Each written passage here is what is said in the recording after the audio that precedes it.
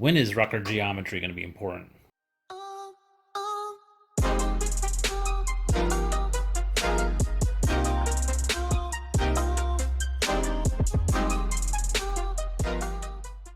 Well, the truth is, anytime you change the type of rockers that you have to either 1.25 or to 1.4, or the type of rockers, adding any kind of like advanced cam inside of your engine, a cam that has more lift to it, you might have to do some rocker arm geometry. Now, why am I having to do it? Because this single port engine is fairly stock. Well, the cam that I received actually has a 420 lift on it versus the 320 lift that the original cam had. So they sent me a cam that had a little more lift to it, which it's okay with me, man. Get a little bit more RPMs out of my engine. So what I'm having to do is do a little bit of rocker arm geometry because of that. In later videos, when I'm doing my bigger engine, we'll be doing rocker arm geometry because a lot more is going to change. The head's going to change. The cam's going to be an aggressive cam, maybe an FK7, FK8 cam. We're also going to be doing some custom cutting on the pushrod tubes for that actual engine. So rocker arm geometry is definitely going to be vital there. But here, I'm going to go ahead and do the rocker arm geometry as a practice because of the new cam.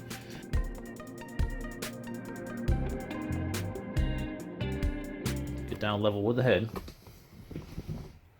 You're wanting to look across your rocker, the top of the valve, to the bottom of the seat of the cup. Now, there's a certain time when you're going to go ahead and look at this, and that's half the lift that you have. So with this new cam, I got 420 lift, so I'm going to have to do a 210 duration or 210 lift, examination to see across here, and that's what we're going to do next. I'm going to go ahead and hook up the dial indicator to the head here.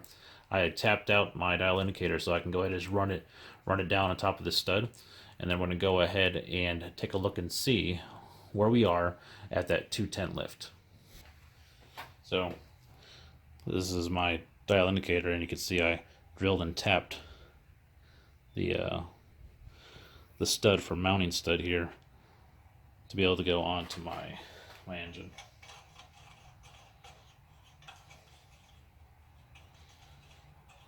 Run that down.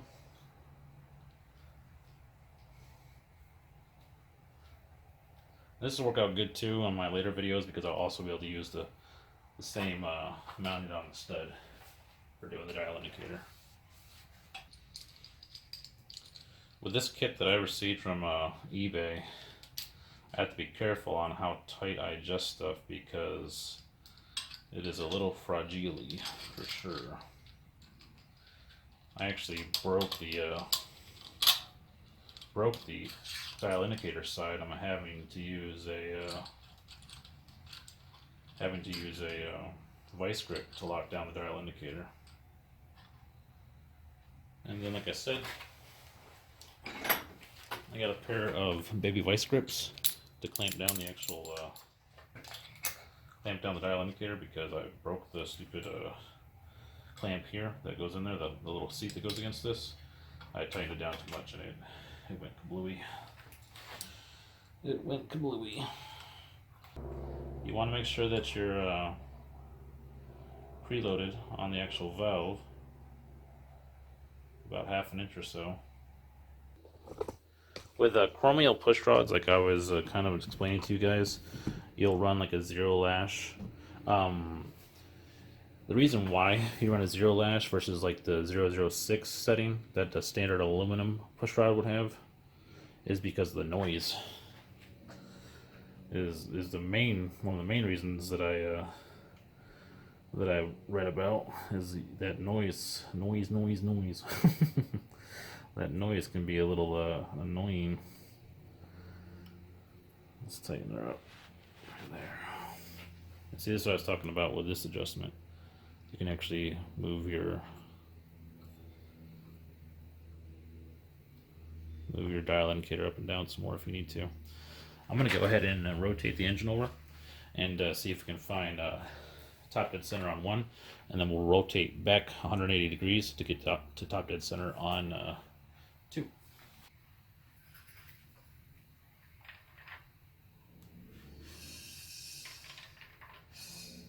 compression. Sounds good.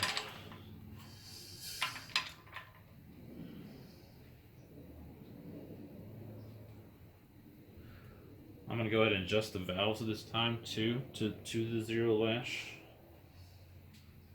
So you guys will be able to see that as well. So that's top dead center there. Yep, and we are on 1. Zero lash is no play in your rocker arm. So like there's 006 right now. And but you do want to be able to rotate your actual push rods. So no play, but still being able to move your push rods.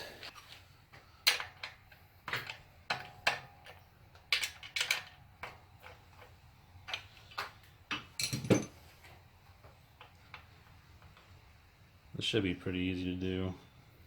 Just taking up the little bit of play that might be in there.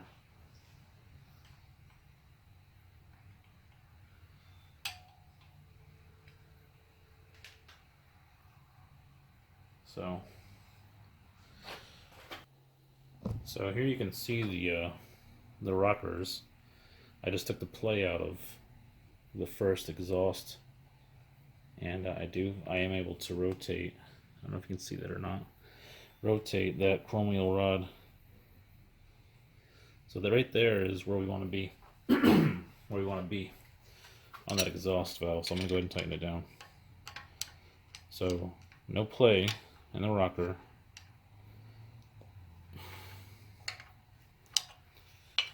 But I'm able to rotate the push rod. And right now you can see, you probably can hear it more than you can see it. The play in the intake valve. I'm just going to take that out. And I can spin the push rod, so we're good. So that's zero lash. Yep, so good. Rotate 180 degrees backwards, and then we'll be on number 2. We do the same thing.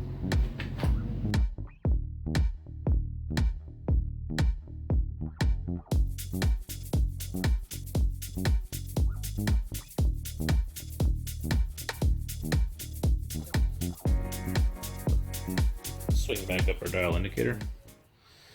Now, if you're going to be doing this adjustment a lot or checking a lot, you may want to invest in a more expensive dial indicator. That's really up to you. This one was pretty cheap.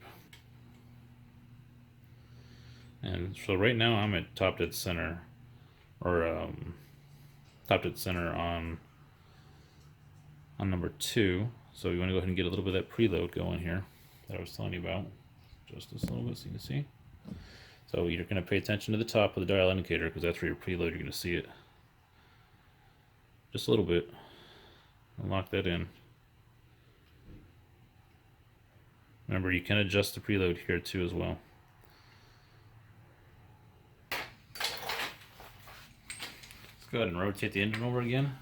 See where we were. I think we're seeing 430 on the lift. I'll pull the spark plugs out and see if I can get a better turn on this thing. Get rid of the compression. Maybe affecting our results.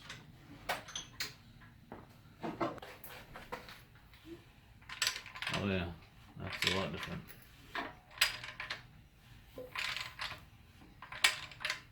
Oh, smoother.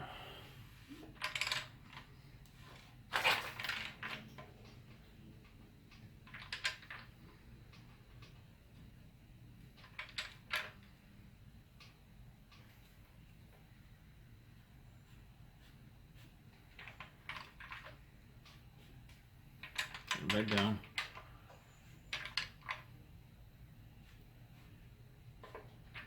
Okay, zero it out. Zero out there.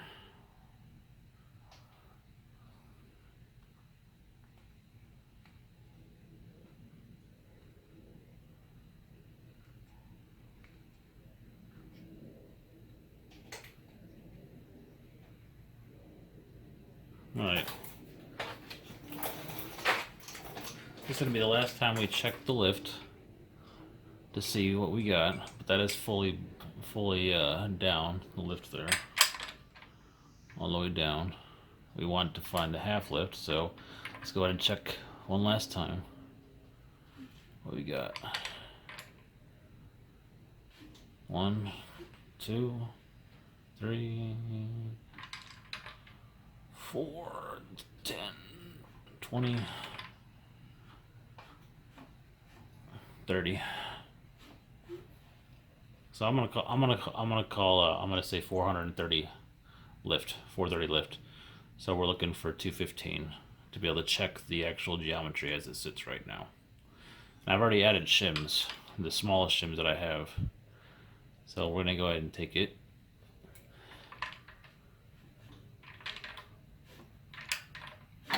Back down. We are at top right now, so I'm gonna zero it here.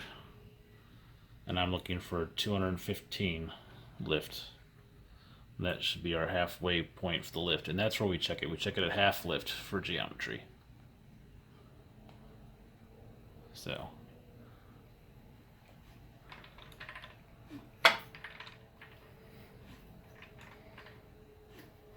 there's 1, 2, 10, 20.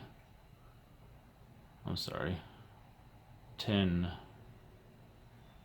Right there. That should be half lift right there. Half lift right there. I'm gonna move the tool out of the way so we can get a really good look at where we currently sit on the lift. So I'm gonna go ahead and loosen it up here. Move her up out of the way. We are at half lift right now. And our imaginary line is across the, remember the bottom of the cup,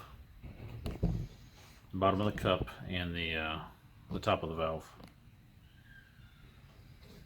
So, if we are looking at the bottom of the cup and the top of the valve, and creating a level line,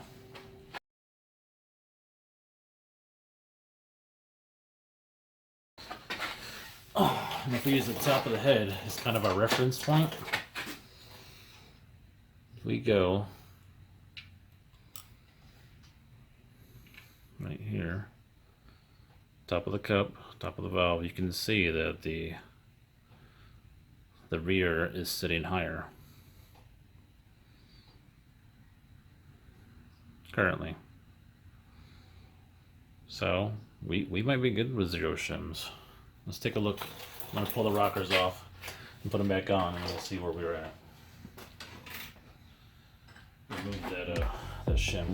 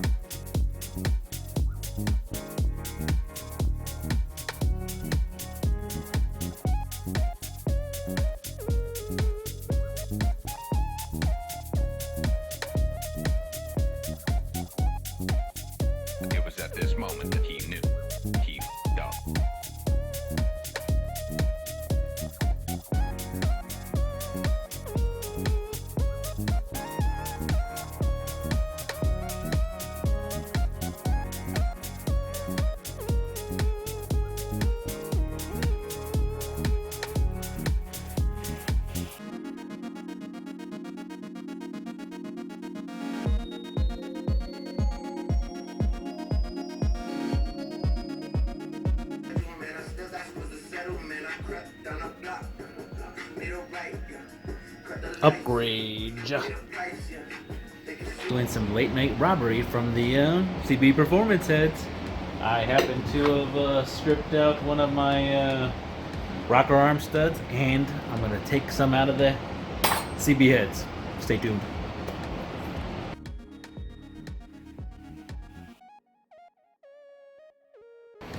So yeah, kind of got it set up here already, guys. I'm taking out the hardened rocker studs out of the CB heads because, well, they're better, and I can always put them back in. But I'll probably just end up ordering a new set whenever I build the big engine. But for now, I'm not going to just replace one of these in my single port 1600. Might as well do all of them, right? So that's what I'm doing. I figured out that rocker arm geometry too, with the smaller shims that are mic'd out at 0 out. The smaller shims that are mic'd out at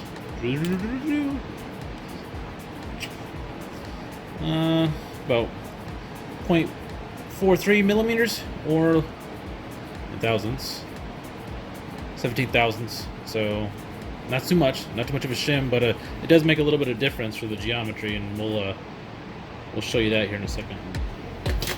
But let's get this stud in.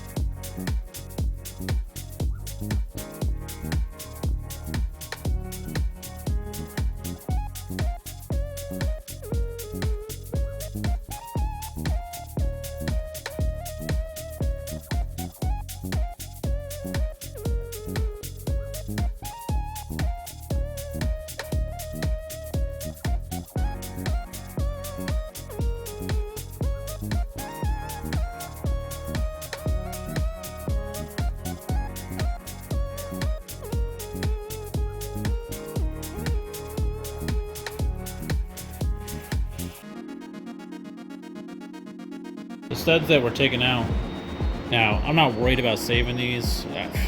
If I want to clean up these threads and reuse them anywhere else or give them to somebody else, it's really just to run a dye right over those to clean them up. They're pretty worn out, so I'm kind of happy with the removal of them.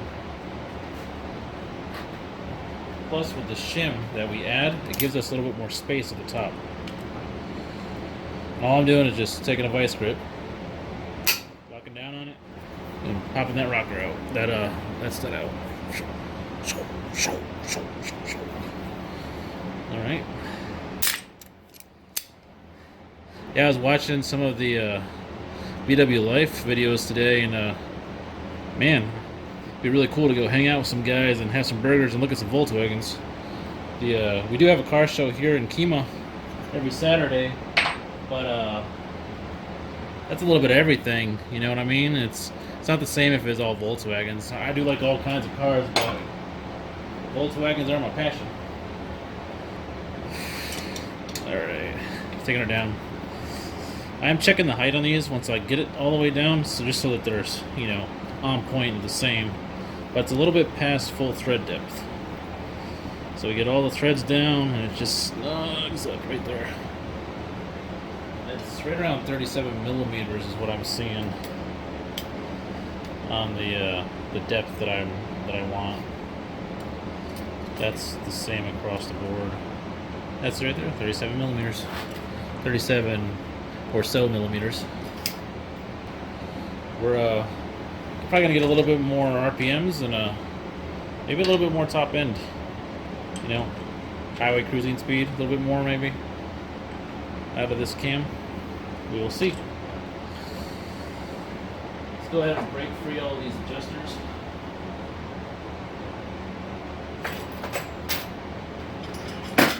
I was also telling you guys that I was setting these all to 0 lash, but I was watching some of VW Darren's videos, and I'm going to go ahead and try to run 4,000s. and see what I think about that.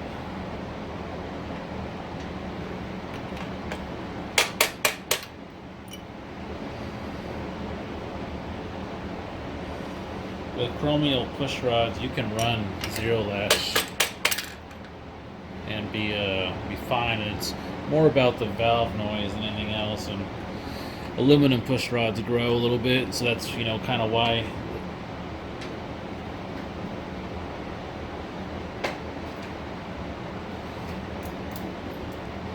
But I'm gonna run 4000s and see if the noise is bearable or not. Got me at a strange angle here. Strange angle.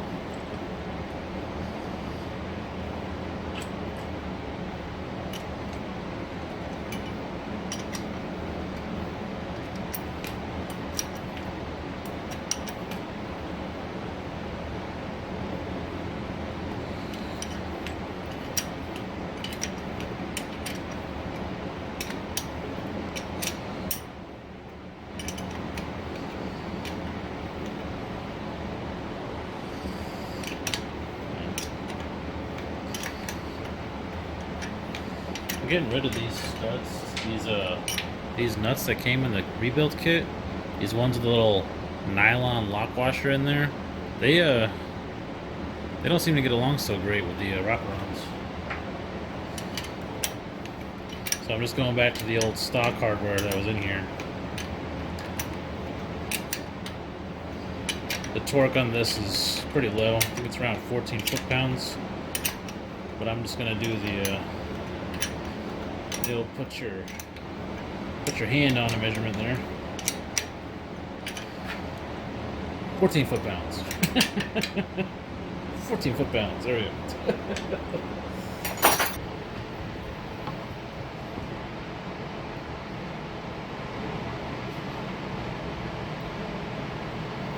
Right here on this adjuster tip, you don't even want to see that much coming out of there. That's probably a little bit more than we really want. But I'm gonna run it over a few times once I get these adjusted and see what it looks like. And it's definitely a little bit more than what I'm looking for. So we might have some more playing around to do here yet. But honestly, I just want to hear it run, man. The freaking engine has been quiet for way too long.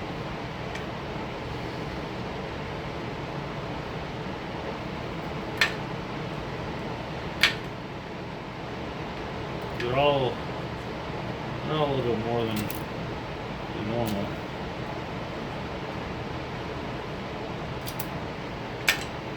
Really good angle on these adjuster screws when they come out. Turn this fan off. It's like frickin' 40 degrees outside.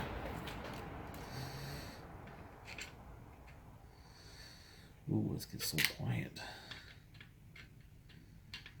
I like working down in my garage at night. It's nice and quiet, especially when it's cold outside. Nobody's outside. I think it's nice to drag on that feeler gauge.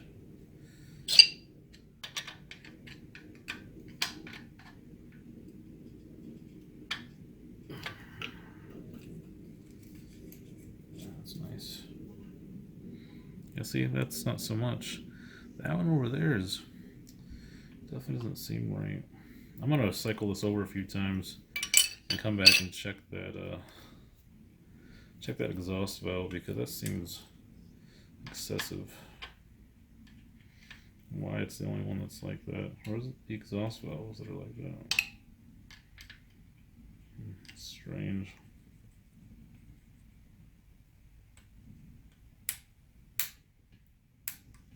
No, this one's not so bad either. So, a little bit on there.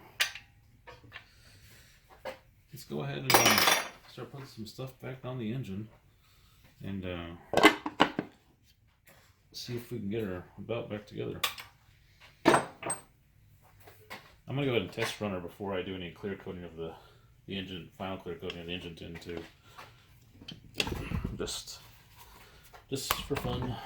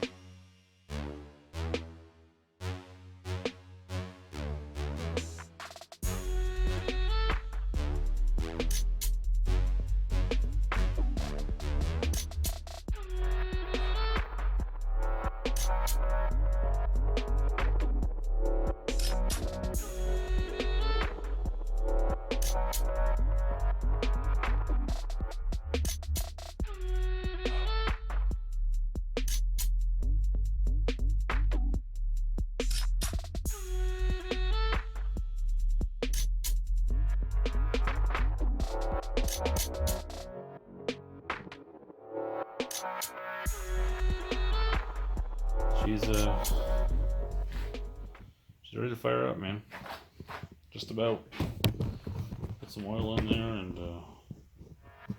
give her a test run.